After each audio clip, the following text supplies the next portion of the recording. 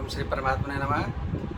मैं senior professor हरिहृदय Awasthi अपने परम पूज्य गुरु जी प्रातः स्मरणीय वेद मूर्ति तपोनिष्ठ गीता उपनिषद पुराण और सांख्य शास्त्र के विशेषज्ञ प्रोफेसर पंडित भगवत शरण शुक्ल जी के साथ मैं आप सभी का Awasthi Ayurveda anatomy yoga and spirituality channel पर हार्दिक स्वागत करता हूँ।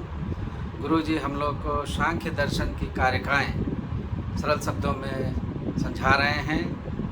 26वीं कारिका गुरु जी आज हमको समझाएंगे, तो हम लोग चलते हैं गुरु जी की ओर।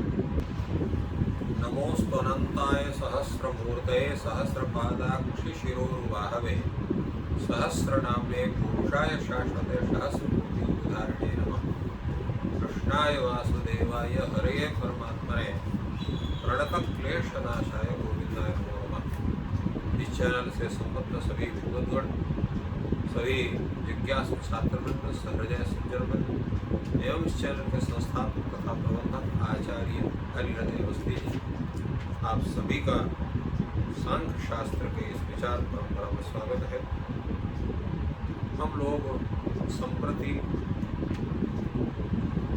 सांख्य शास्त्र के अनुसार जो सृष्टि की प्रक्रिया है उस पर चर्चा कर रहे हैं।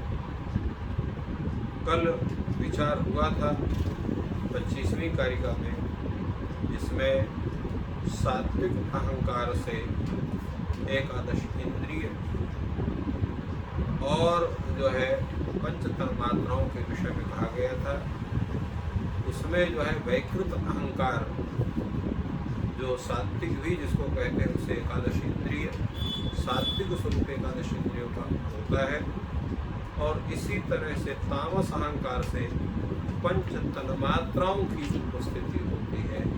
और इस पर विचार किया गया था कि राजस अहंकार दोनों की उत्पत्ति में सहायक होता है। आज विचार ये हो रहा है कि जो सात्विक, जो एक से सात्विक एकादशी इंद्रिय हैं, इनके स्वरूप की उत्पत्ति किस रूप में होती है, कैसे होती है, वो एकादश इंद्रिय कौन कौन से हैं, इनको इंद्रिय क्यों कहा जाता है, इन सब विषयों में ही हम लोग चर्चा करेंगे। सात्विकम एकादशम आख्यातुम बाह्येन्द्रिय दशकम तावत आह बुद्धेन्द्रियाणि। ये अवतरण है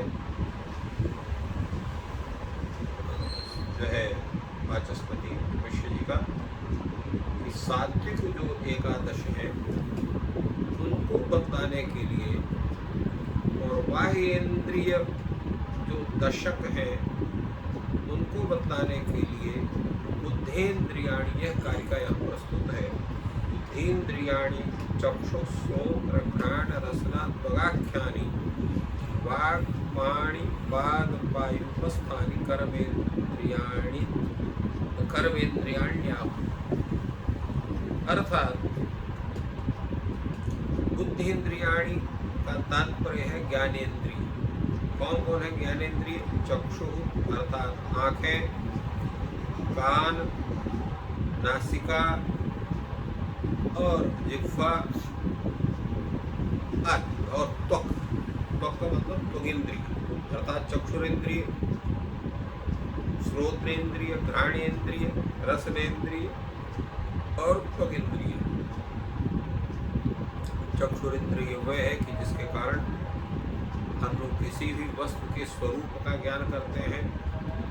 श्रोत्रेन्द्रिय वह है जिससे हम शब्द का ज्ञान करते हैं। घ्राणेन्द्रिय वह है जिससे हम गंध का ज्ञान करते हैं।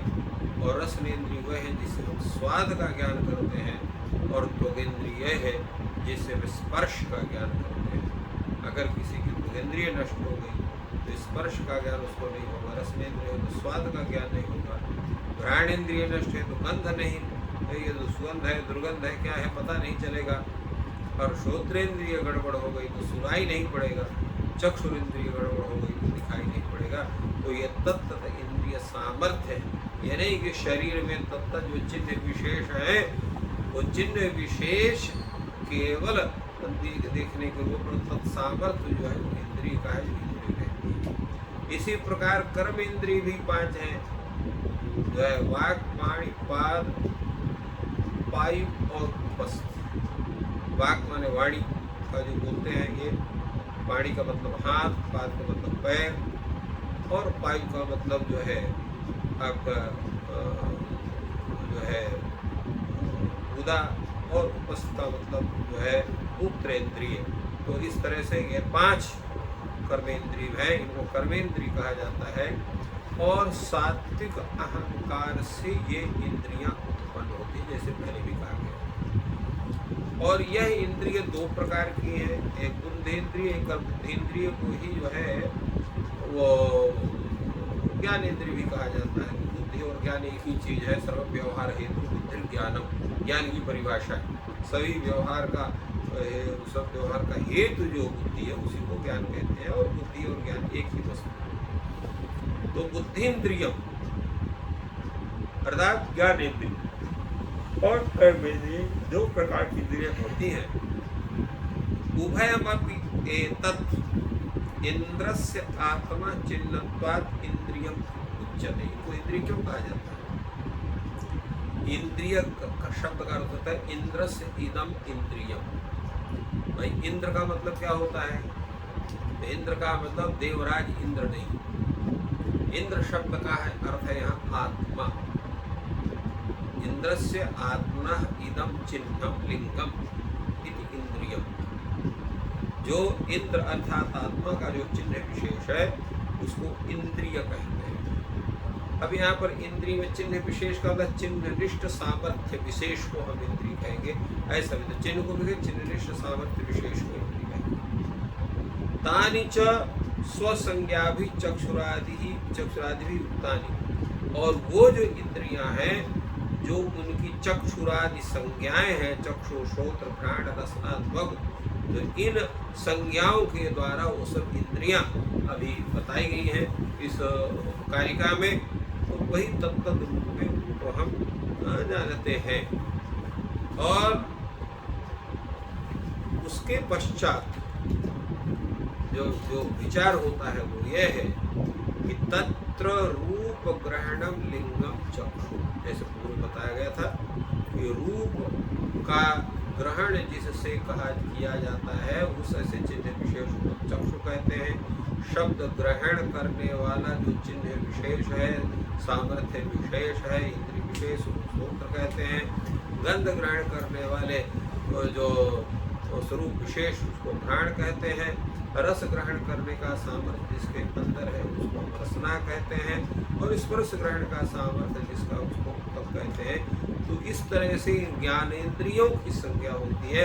इसी प्रकार जो है वाक, पाण, पादु, बस इनके विषय में भी जानना चाहिए, जिससे हम बोलते हैं। बोलने की क्रिया हो जिसके द्वारा संपादित होती है वो जो है वाक इंद्रिय होती है।